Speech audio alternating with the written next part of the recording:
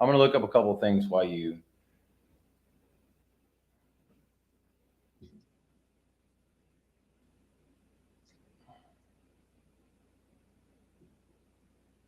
Mhm.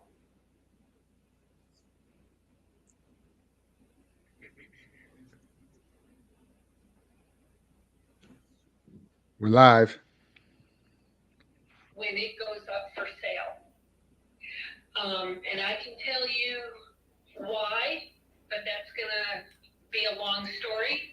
But I will not sell a house with me living in it. Okay. So, what I wanted to do is pull from the equity of this house and buy my next house and move into it. But I have not been able to find a bank or a mortgage company or anybody that can do that for me. So I don't know what to do at this point. So now I'm do that will make me.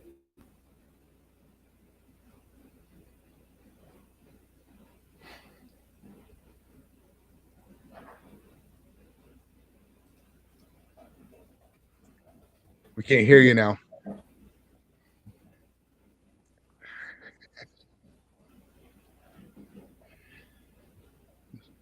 Okay. In with a live seller call. Oh, nothing. That's cool. Well, look, there's options that we can do. One of the options is the fact that uh, when you said that you couldn't find a lender, it's because you're already in that property, and they won't have two loans on it. So you're going to be contingent on the sale of that property, correct?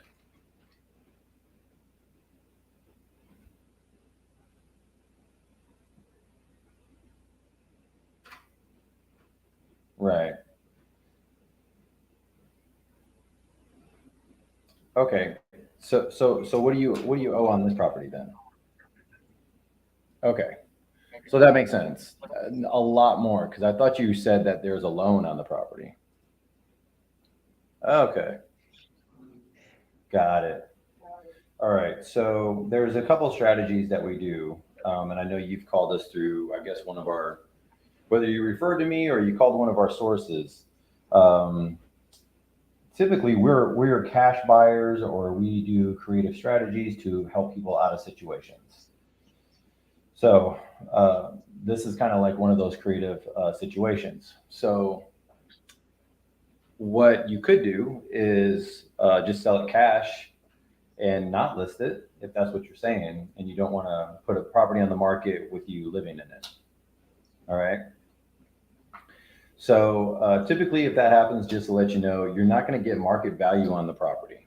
So I know you're painting the house, you're putting work into the property and whatnot, but you're the cash buyers aren't unless you're going to list it.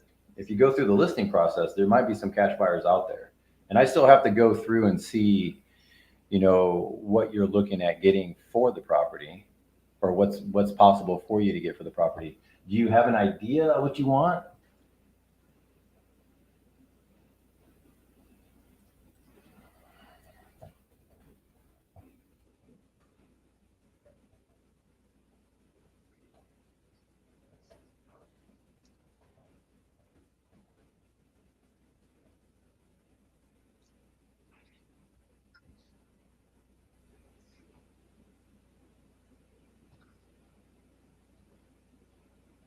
Okay. What dollar amount was that?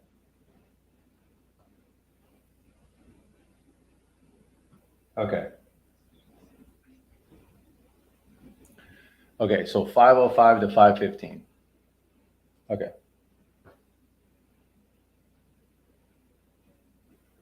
Okay. That makes sense. That makes sense. Okay, I see what you're trying to do now. Okay, so that's why you're fixing it up, because you're really aiming for top dollar to get out of that, and then you're going to move it over to a different property. Okay. Besides the fact that you have contractors right now that's painting your carpet for some reason. Uh, which is, later on you'll laugh at this apparently. Um, well, look, I mean, if you're looking for those things, the strategies for this is becomes really narrow. It's either, I mean, just easy thing is either you're gonna do what you continue to do, clean it up, move out of the property, go rent something, go rent an Airbnb for the time period as you sell that property, since you don't want to be in there, which is a strategy. You could do that, right? It's that's um, kind of easy to see.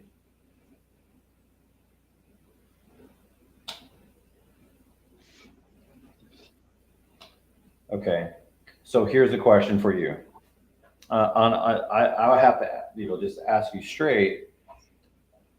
You're looking for top dollar, but really top dollar is going to get you. You're going to have to put it on the market to really see what that number is going to be, right? Okay, so but we can't put it on the market because you don't want to list it, right? So I would love to help you, but I think you're tying my hands behind my back. so so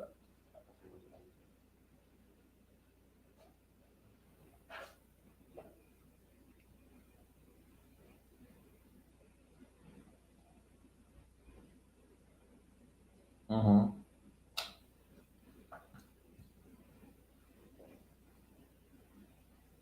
got it.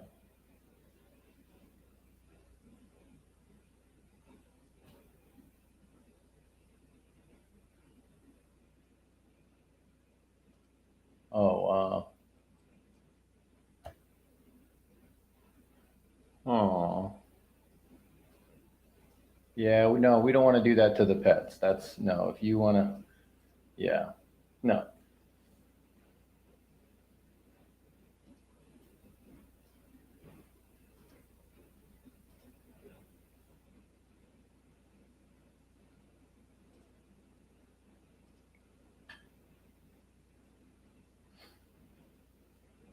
Lock it up. What kind of dogs do you have? These sound like massive. Oh, golden retrievers, nice. Right. Okay. So here's my question to you. Okay. So you want to get the biggest bang for the buck, right? Is what I hear you saying on this property. This is your home.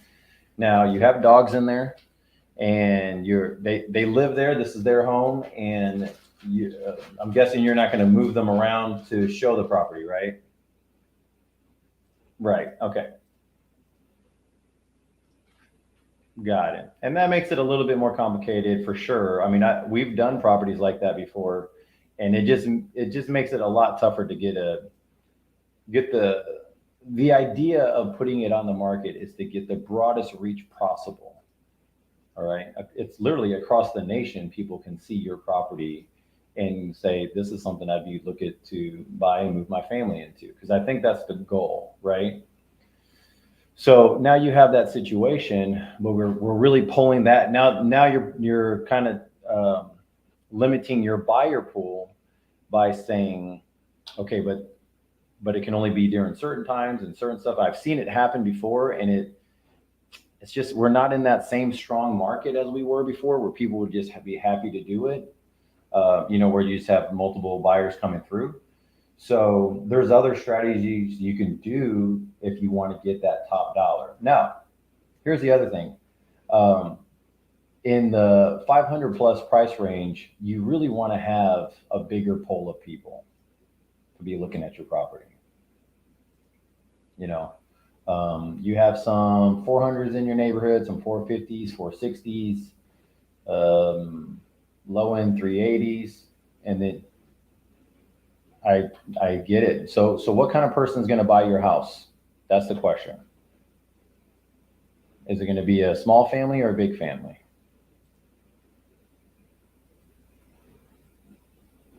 A family, right? So my point is normally the families run through the properties and they all look and they say this is where I'm at. That's what we normally see. What works for them, what works for the family. just in the years of us doing this. So, so now you have a property that has no loans, no payments, right? And you're looking for a new one. And it sounds like the new one's going to be purchased off of the contingency that this one sells. Because you're going to take the cash from this one and move it to the new one. Okay. So with that being said, I'd say that your biggest bet to get the most bang for the buck is to put it on the market. The other thing that we can do is what we call like a seller finance strategy, or a strategy where basically we can buy the property, but we're not going to be able to buy it at that top dollar amount. We would be making payments to you. Right. So are you looking to buy the other house free and clear?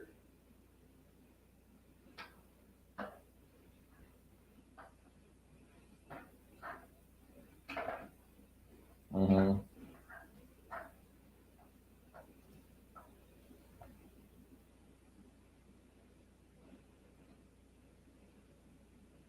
Right. Right. Well, you need to have a patio. I'm just messing with you. uh, okay. So, so Karen, what we'll do is we can, let me run some numbers and see what we can do. I could give you a shout back later and just kind of give you an idea of some of the options. I still think you're going to need to go to the broader market in that neighborhood from what I see and the square footage of your property. You know, because it's not a smaller house, it's a bigger house. Yeah. Yeah. So I'm guessing you bought that because you wanted to get something that retained value over time, you know. And so, and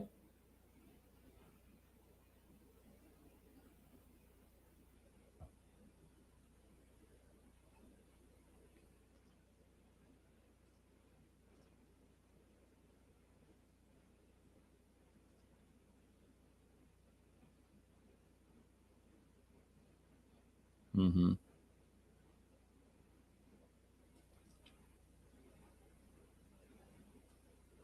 got it.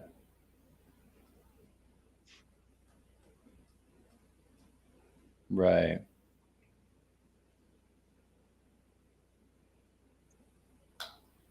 Okay.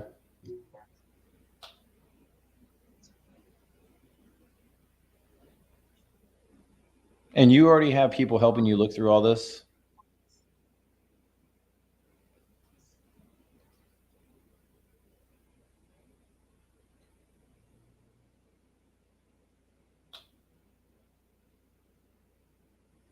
Okay.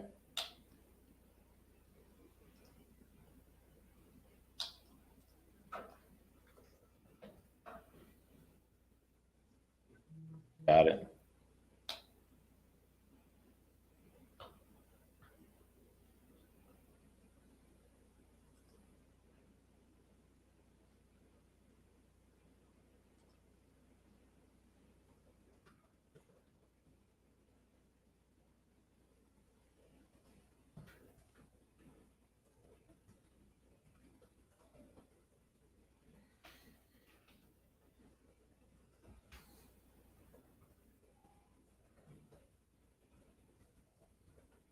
All right. Can you hear me?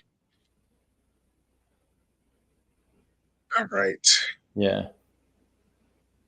So Gabe is on the phone talking to a seller. Well, I'll tell you what. Um, this let me do some digging around, and I can see what we can do. But right now, I kind of have an idea of the strategy that we can use for you because you know you got a unique situation. You're asking for a couple things that we can take a look at, um, and so let's do that. And then I'm glad you called me back. And this is your cell phone number? Okay, perfect. All right. I'm gonna call you Karen because I had you as the other name on here. Okay. All right. Will that work for you, Karen? Okay, perfect.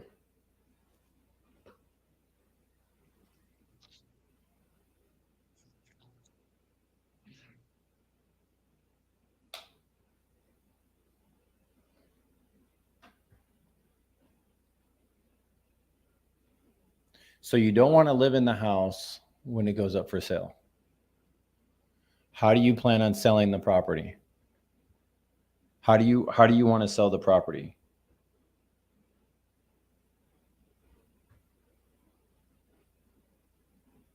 So I'm going to shoot you straight. Okay. Okay. So here's the thing.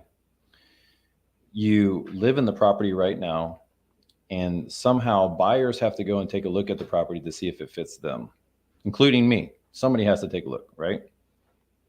Okay. But you're going to be living in there in the meantime while that stage happens, right? If it's us, we don't buy market value properties. All right. So if your property is worth $505,000, it's, I'm not going to be buying it at 505. Okay. So I guess the question is the, what's the right phrasing for it? Is the discomfort or the inconvenience of having, someone going through your house worth taking a discount? Because that's basically what's going to happen.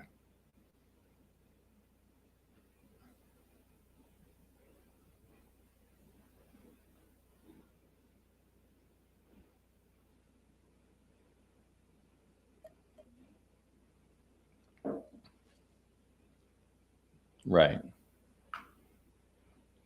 Okay.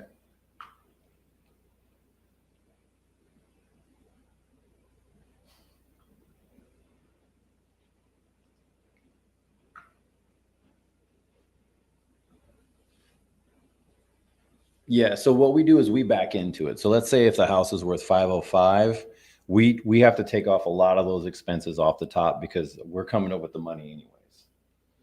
So we're paying the closing, we're paying the fees, we're paying all the other things that need to happen, our capital, and you name it.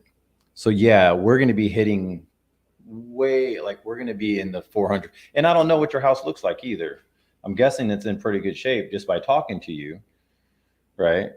So, I mean, besides the paint on the carpet now, but that was before today. So let's just, kind of go through that. I mean, the carpet would be replaced anyways, no matter what, it just has to get replaced. So yeah, we're going to be in that 400 range, or maybe lower. I mean, I don't want to surprise you with anything, but I don't know. We'd have to put some eyes on it, or maybe you can send some photos over and us take a look and see where it would be.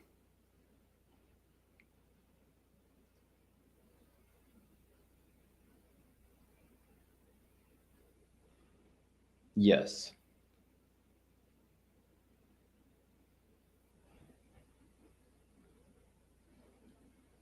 To do a bridge loan? Well, where are you from?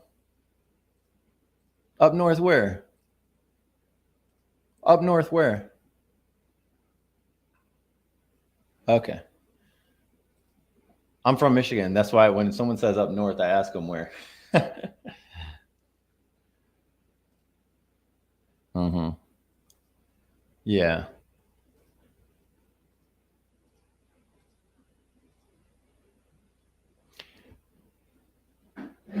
Right. But you're still going to do double moves, though. Let's be very clear. You're still going to. What would you do then?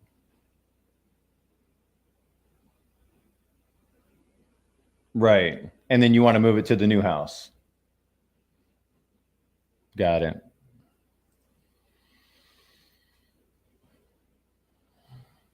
Mm-hmm. Okay.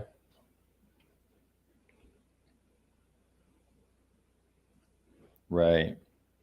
And do you work right now? Okay. So there might be some options. Let's I do have a call coming in, and I want to make sure I spend the attention with you that I think you need to really help you, because there might be some options. But again, the option is going to be, are we going to be able to be around the 400 range? Are you willing to do something like that? Okay. But I got guys local, and I'm local too. I mean, we could swing by, at some point and take a look at it. If as long as no dogs biting. Okay.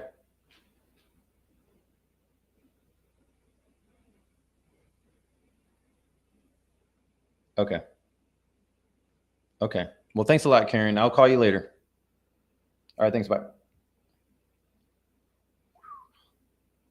That was brutal. Oops. You think? Why do you think it was brutal? Oh man, I can't hear you. Whoops. Say that again.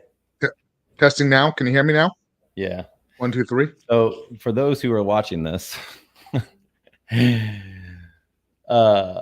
we went live. I didn't know we're going live. And then Mark goes and says, hey, by the way, we're doing a seller call tonight, guys. And I had you on. So guys, that's the uh-oh. So here's a scenario. You got a property that's worth $500,000 that doesn't have any loan or anything. She owns it free and clear. Got it? This is free and clear. The ARV in the neighborhood. She might be hitting it. It might be at 500K. All right. So that's where she wants to be. All right. Now here's the scenario. You have a seller who has pets that doesn't want to list the property with her living in it. She wants to make sure the pets are taken care of and the pets don't need to be shuffled around. She doesn't want to move out of the property into a B&B or anything like that. So that way she can show the property. And she wants to take the cash from the sale of this property to go buy another property. Okay. So Mark, the genius, creative finance guy, how would you handle that situation? All right. So she has a property free and clear. She wants 500K. Where is she planning on moving? Local. And why is she selling? The house is like 3,500 square feet, something like that. She doesn't need it anymore. Everyone's moved out and she wants to downsize. Okay. Which is great. And she wants the cash to buy another property outright? Correct. And does she have any home? Does she have a house already selected where she was looking to buy? Not yet. She has a few, but they've come and gone. Okay. What's up, Michael? What kind of price range is she looking in? The 300s, 350s. Okay. So she did say that. She goes, look, if I'm wondering, I let her know, you guys heard me say it, that, hey, normally if we are going to buy something like this, it's not going to be at her normal price. And she goes, well, are we talking like 400,000, 350,000? Like, what are you talking about to buy it at a discount? Right. And how did, when you mentioned at 400,000, how did she react at that? She didn't react too bad. It wasn't, I was actually pretty surprised. She wasn't like, oh my gosh, you're crazy. She's like, okay. So again, okay, let me just explain this, because this always, like, this is so funny that it happened during our call, because we were going to talk about something else, guys. So if you have questions, let us know. Let the big man Mark know. Ask on here. This is one of those things that you can't predict, right, Mark? Like, a seller cares more about the convenience of not showing a house while she lives in it because there's pets, because she had a horrible experience. This is all I just got just now. She has a horrible experience from the last sale. The last sale, someone went to go show the property. They threw the dogs in the garage without food, without water, 100 degrees heat, and the dogs almost died in the garage. Okay. Damn, that's some serious stuff. That's some trauma. She's emotional. Yeah. So there's the emotional of it. Yep. So you got the emotional side of it, which is pretty good for a sale, right? I mean, that's what happens on these type of properties. But again, it's one of those things where I would not factor in my mind that's worth me not showing a house without us living in it and dropping 100K in a property, right? On a 500K property. But she's going, that might be something to entertain. All right.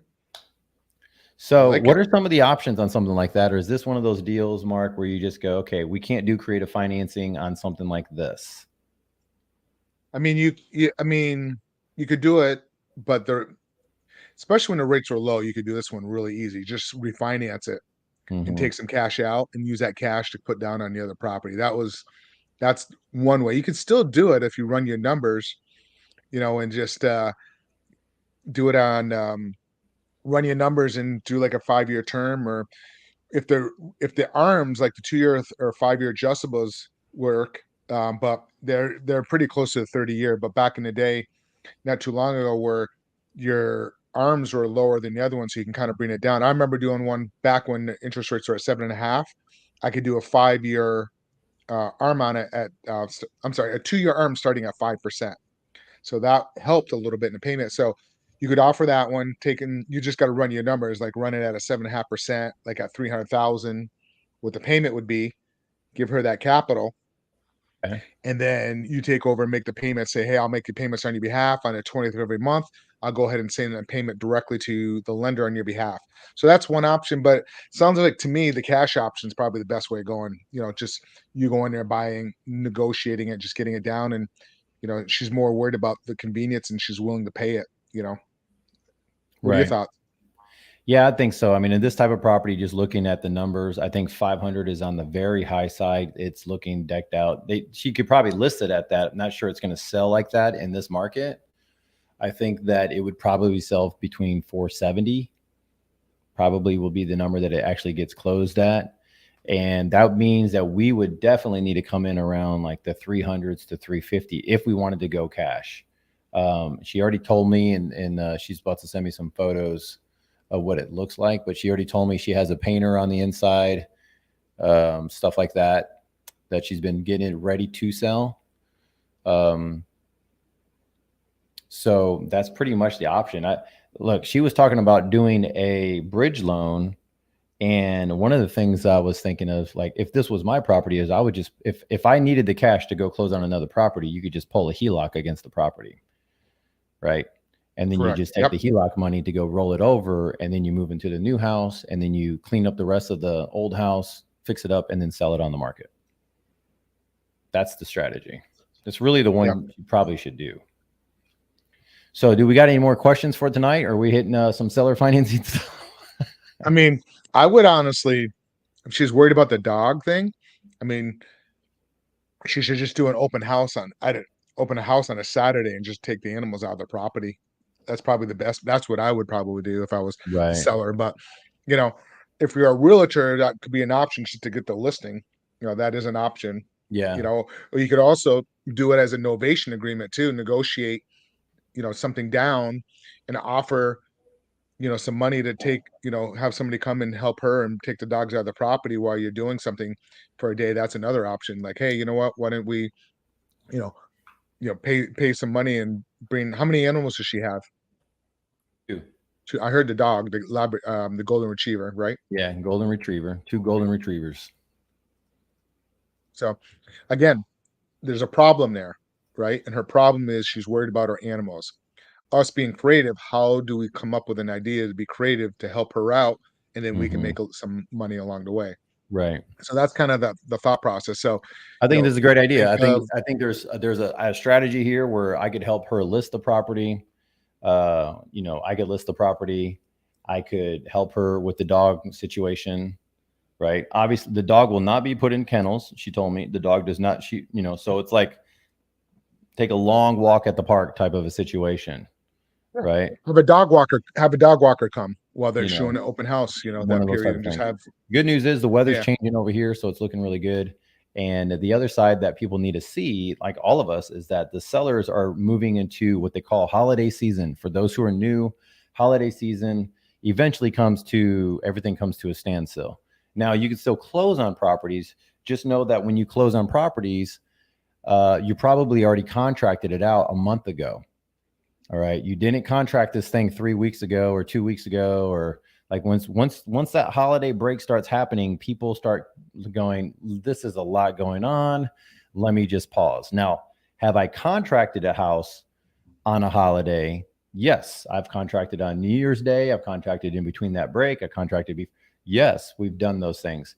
However, the closings tend to be around them before or after, not like in the middle.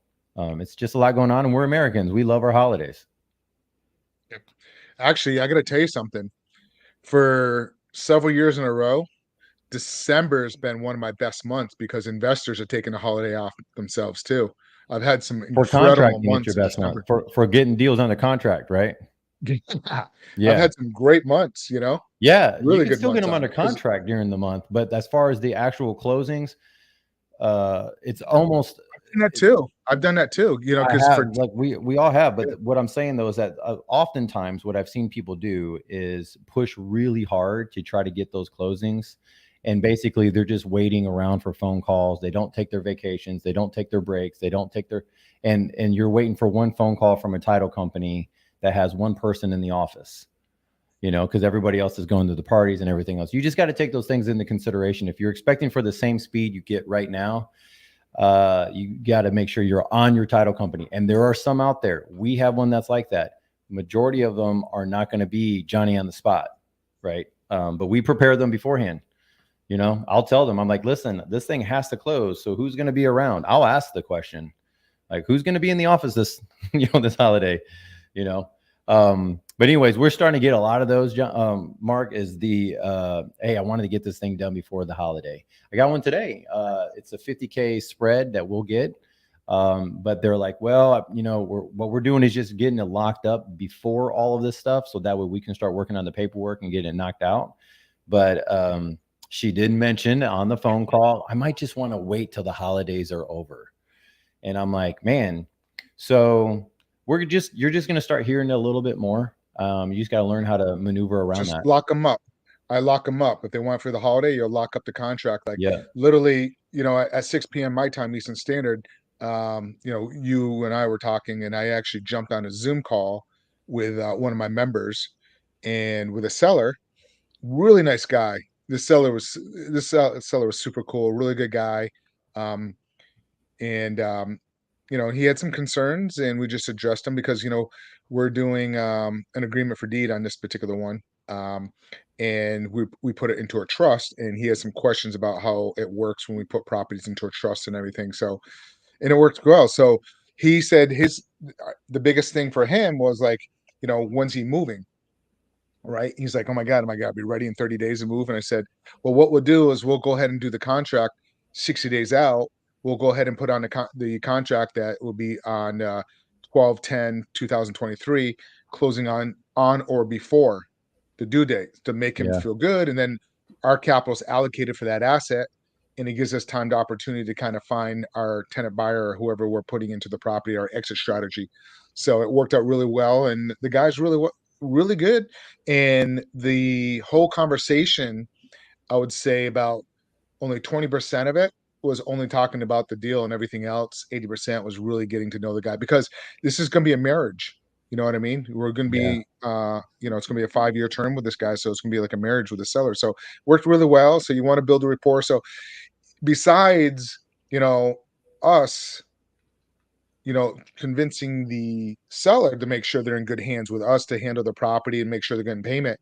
At the same time, I'm interviewing them too.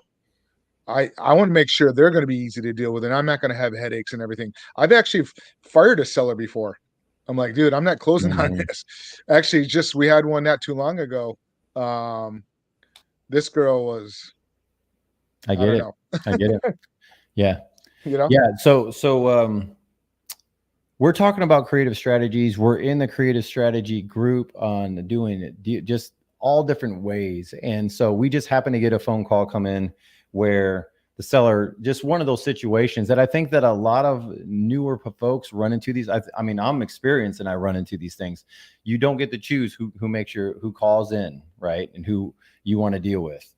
So this was just one of those things. And like Mark said, this is probably a seller that's going to give me a run for my money from what I hear. All right. Just within the first 10 minutes of a phone call, this one's going to make me run pretty hard. So I would want to make sure all the ducks are in a row, all the paperwork's like fine tuned on what would need to happen and how we would go about whatever strategy we choose for her. But I would have it written out. I mean, even if it is the whole Mark strategy, list the property, we'll then do a showing type day. I would have that written out. Do you agree that this is what, because you just want to cover your ends on, and as you grow through the process and get the experience, you realize which ones are going to cause a little bit more issues later on down the line. And it's just not worth doing. So as we do creative strategies, Mark, and what we're learning today, we talk about seller finance strategies. I know we're talking about doing some commercial strategies, right? For doing some financing. And so to help everyone really grab a bigger level of what we do, can you go into like how a sub 2 would, like just a normal sub 2? So we have a situation where we have a seller who has a note for $200,000. The property is worth $270,000, $280,000. Maybe they need to get some cash to move. How would you go about doing that? And how do you talk to the sellers? Like, are you just telling them straight up, or are you just going, hey, I got 5 strategies, let's talk through them? Like, how do you really prepare the conversation? I really listen to the seller. And I don't want to do, I don't say 5 strategies because I'm going to confuse them. Right. I just know from my past experience, listening to the sellers and what the sellers' needs are, and that will determine on what strategy and what approach I'm going to do with them. But it really, I'm asking questions, a lot of questions, and pulling out as much information as possible in how to solve that seller's problem, be creative in coming up with an idea. So for example, I was going to say, what's not a specific question, but what's a question that someone needs to be, or what's a topic that someone needs to have answered? Like, is it questions that's geared towards the property, geared towards their personality, geared towards what they're doing in life, why they're selling? What's one of the areas that you need to get from somebody? It's why are they selling? What is the issue? Like your situation. She's selling because the house is too big. That's her main thing. And it's probably a lot for her. And then what I normally do is I will go into that and ask questions like, wow, it's such a big home. Like, how many bedrooms? Right. And I start asking questions about it because I'm going to make her feel pain in my questions. Like, how many bedrooms? How long have you owned the home for? How old is the roof? Like, how big's the property? Do you mow that lawn yourself? Like, how many bedrooms do you have to, I'm assuming you got to go through. Like, do you clean that? How long does it take you to clean that house? Right. Do the dogs have their own room? So I ask questions like that because I already know there's a lot. Like, is there a basement in the property? Right. Is it furnished? Do you have a garage? How much stuff is in there? Like, so I started asking questions like that because for a one single lady in a 35 square foot home, you can imagine the chores and the job. That's almost like a full-time job to her. Right. So and you got that's the pets one and they're thing. running around and yep. So that's kind of where I go with it because I know what her problem is. I'm asking her questions about the problem. So it's bringing an emotion up in her because she's like understanding, like, oh my God, all this stuff, blah, blah, blah. Like my other half, in a prime example, she had 2 little girls, children, husband, and she'd work and then have to come home and do laundry and like take all the sheets off the bed, put all the sheets back on for the kids. Right. The kids' rooms are a mess on the floor. And now, she sold that, kids are off, and now we're in a 2-unit condo on the water here in South Florida. And it's like, I help her make the bed together, or that type of thing. So it's easier for her because I'm like, wow. And she's like, oh my God, Right. you know what I mean? So that type of thing. So, It's so she much got better. problems there with the dog. What's that?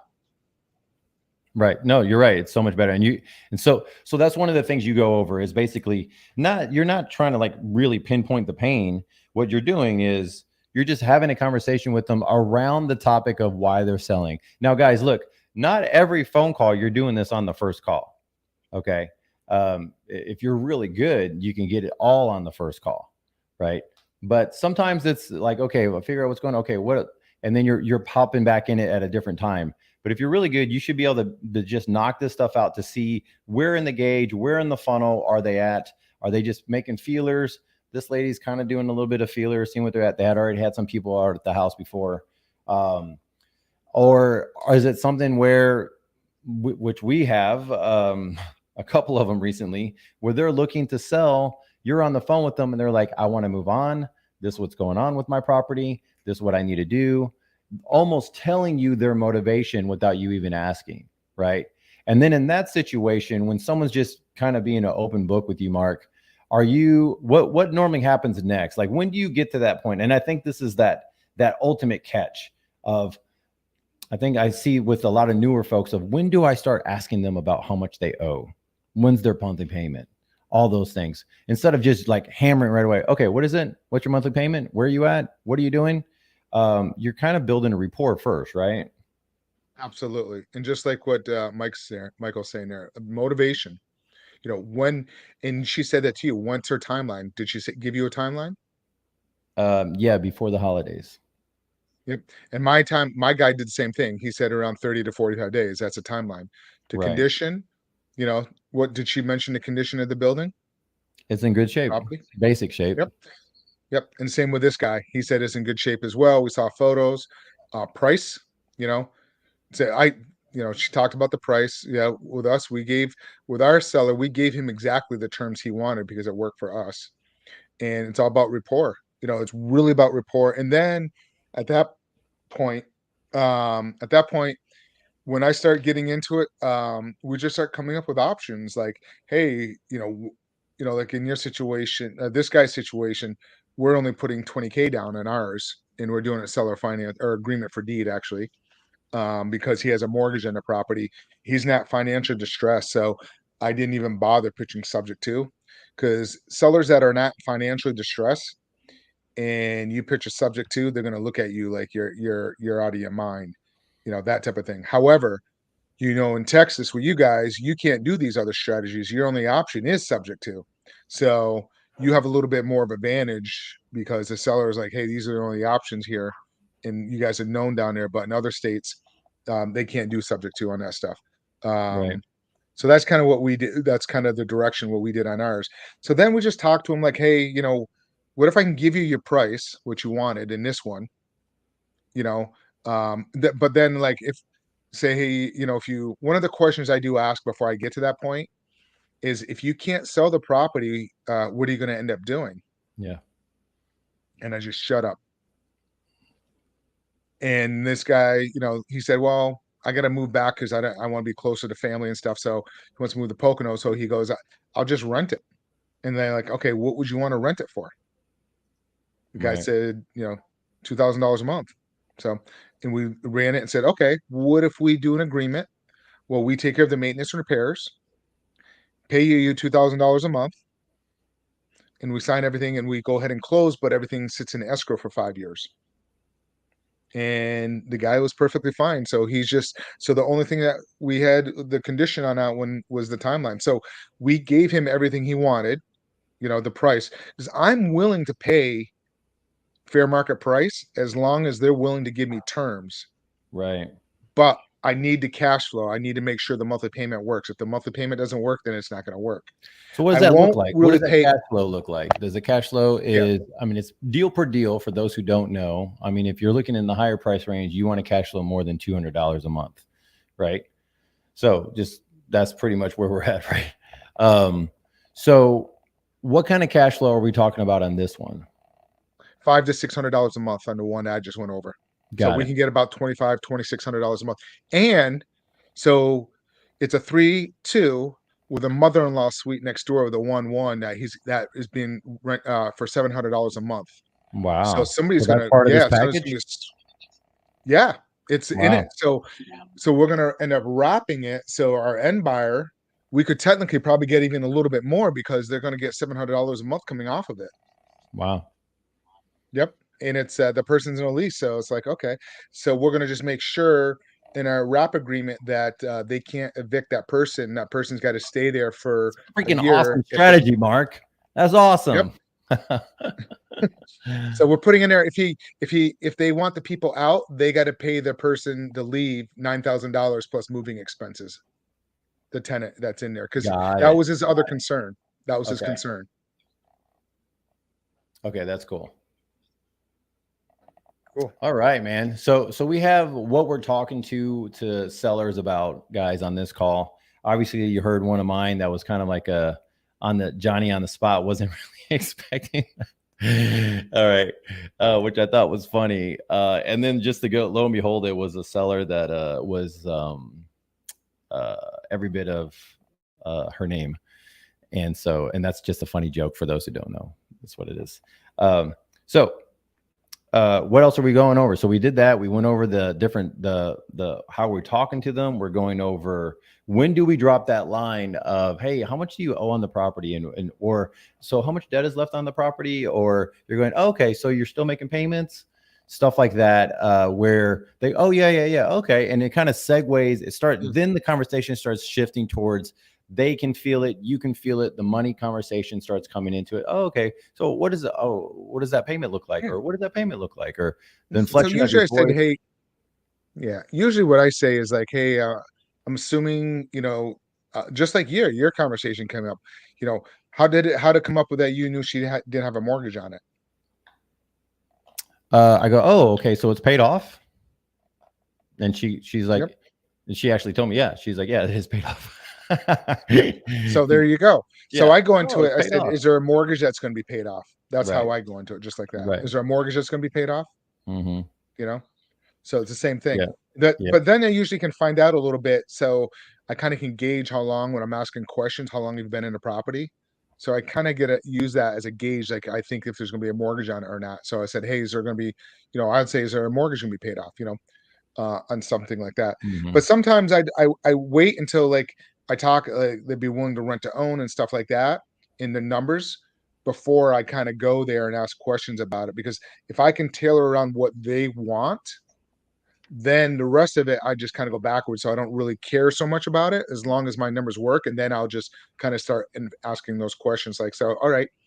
So like on this particular one that we're doing, his mortgage is about $1,500 a month, and he's going to get $500 a month difference on mine. All right. His mortgage is $1,500 a month. And what's $500 a month difference? To the seller. We got to pay $2,000 a month. Okay. 15 to the first mortgage and 500 to the seller. Got it. So you're paying him down in payments. You got it for his equity. Okay. All right. My appointment setter is asking for the mortgage payoff amount for the calculations. That's good. I like that. They don't always answer, but it's about 80%. I like that. Love that one. Yeah, it sounds good, Mike. That's Michael. That's awesome, Mike, man. I like that one. And that's a VA. So if a VA can do it, that's impressive. Great job on that one. Cool. So yeah, I mean, and so what's on your deal, what do you think you would do as an exit strategy? I don't know. I got to go back and see what the value of that property is. I do have another one that I'm going to use your strategy of, he needs about 8K to move, and he wants 12K total. So we'll just ride out that 4K in a monthly payment, set up to where I just pay him on monthly payments. What that does is, this is a sub 2.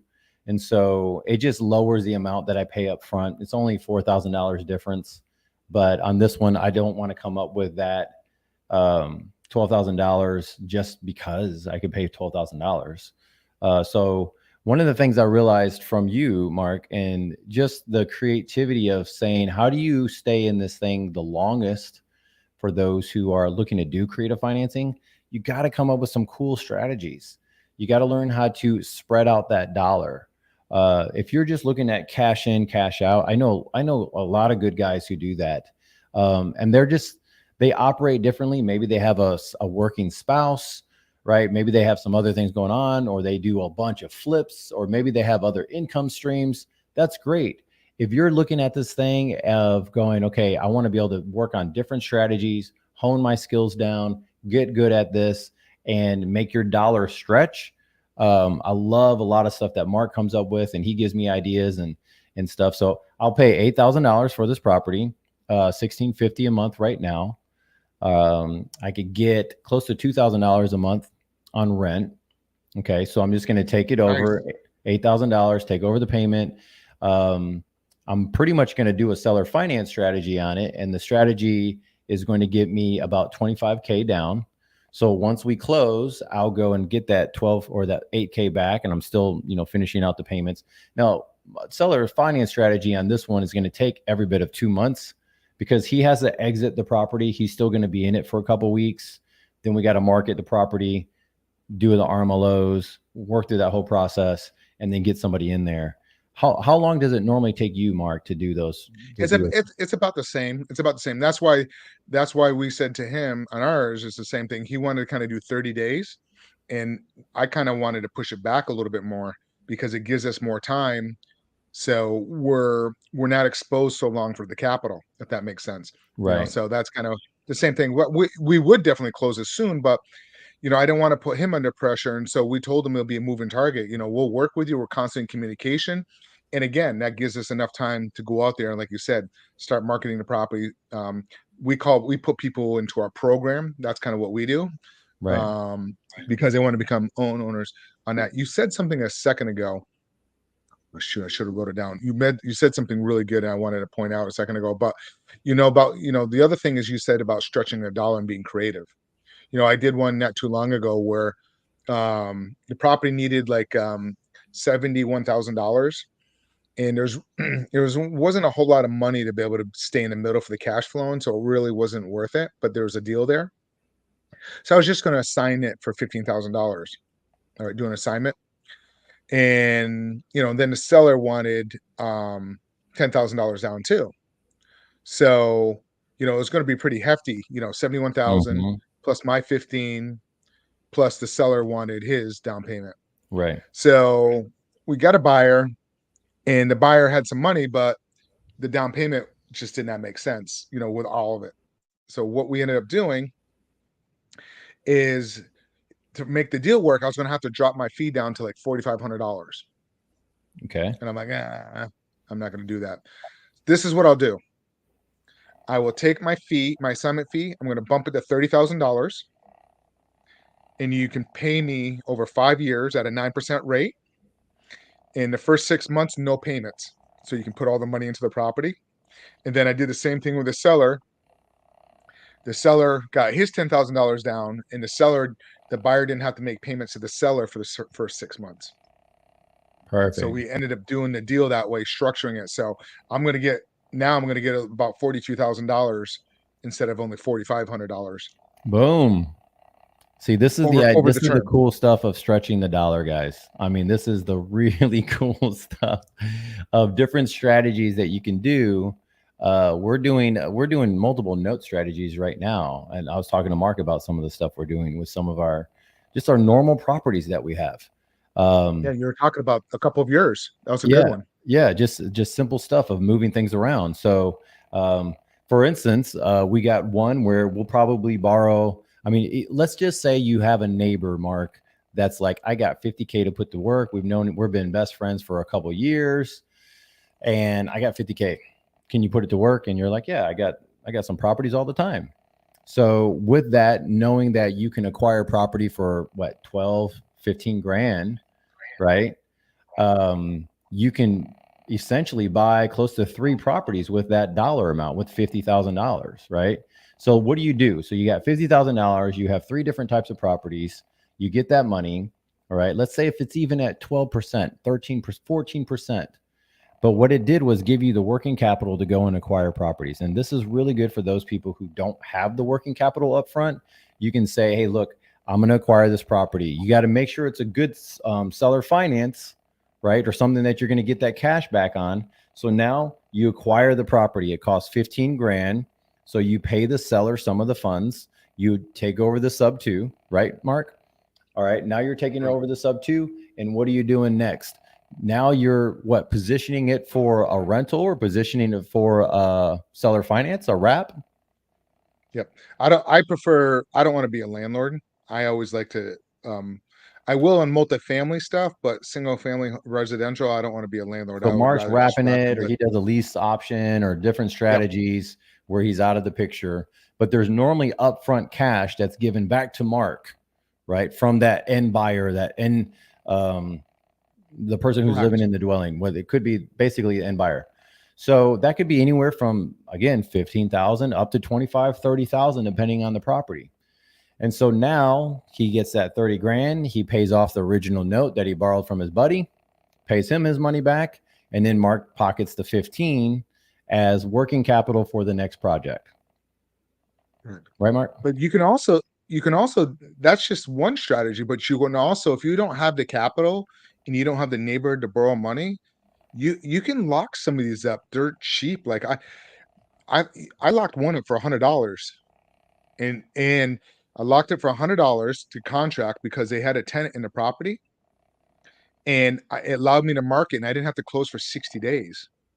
And Right. and my down payment to my buyer at the time was only $2,400. I did a sandwich lease option because it was 2 months rent, $1,200 and $1,200. But I locked it for Mm. $100. I went and marketed it to find a tenant buyer.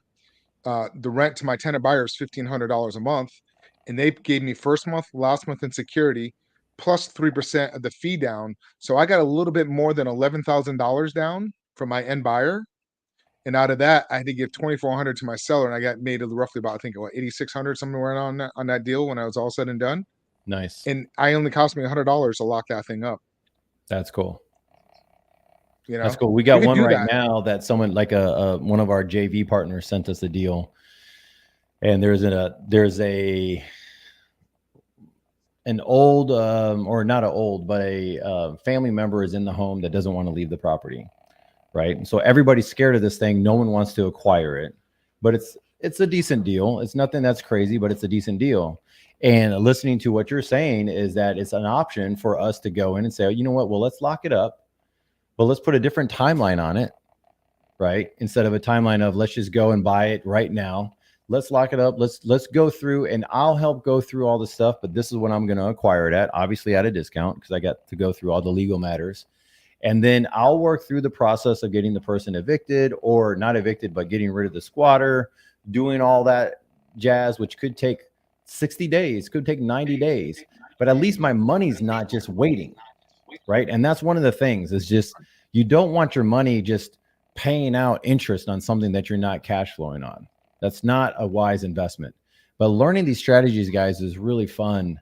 And Mark, we're about to hit our 1 hour mark on this thing. And so if you guys have any questions, we're going to do this more often than what we thought. So, and this is fun. So, you know what's something, real quick about your squatter. I had a buddy, he's a landlord. He had a squatter in one of his properties. He didn't know this guy, supposedly didn't know this guy. So right. A squatter ended up squatting inside the tenant's property. Squatter is squatting inside the tenant's property. What does that mean? Because there's, the owner of the property is, he can't do anything. But the tenant has more rights, right? Right. So but the tenant won't leave the property, correct? Right. So while that tenant was gone, another squatter came into the property and took possession and lived it with the other person. So there's two Oh my gosh. The one squatted originally, and then another one went in behind it and made it. Just call in a different squatter. It worked. And then because everybody you chased can't everybody do out. anything. The squatter's got those rights. Right. That's true. Oh my gosh. All right, guys. That's it for tonight. Mark, you're awesome. I appreciate it, dude. You got anything to sign off on? No, it's always a pleasure. If anybody's got any questions, hit either Gabe up. He's down in the Texas market. And if you have any questions or anything, reach out to myself. The whole East Coast of America, Mark has got it made. Gabe, always a pleasure, my man. All right, talk to you later. Peace. We'll talk to you later. Take care.